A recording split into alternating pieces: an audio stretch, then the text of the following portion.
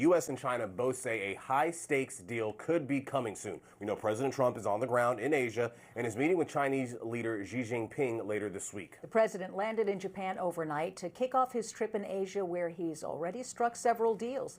News Nation's Robert Sherman is live in South Korea. Morning, Robert. What can we expect when the president and President Xi sit down?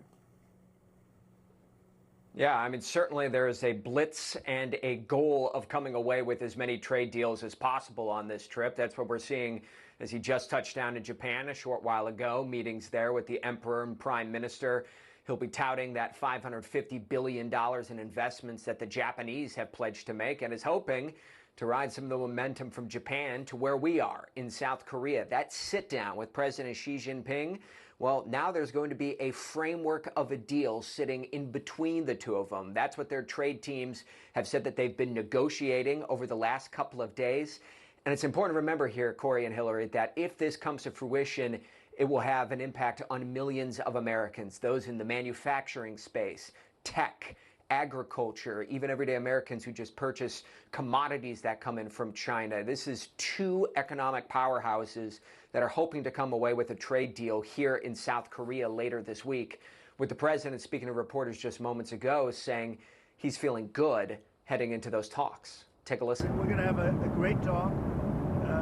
I have a lot of respect for President Xi. I like him a lot. He likes me a lot, I believe, and respects me, and I think he respects our country a lot.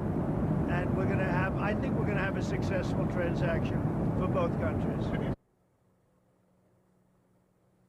From the Chinese side of all of this, corroborating the nature of these conversations here with their top negotiators, saying both sides engage in constructive discussions. The United States was firm, while China remained resolute in safeguarding its interests.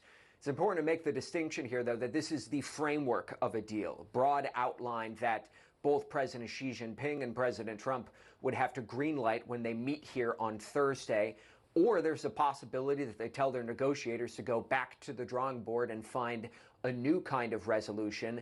It's certainly added to all the anticipation that's on the ground here in Asia for this trip that the president is on as we speak. Corey and Hillary. All right, Robert Sherman in Asia for us this morning. We appreciate it.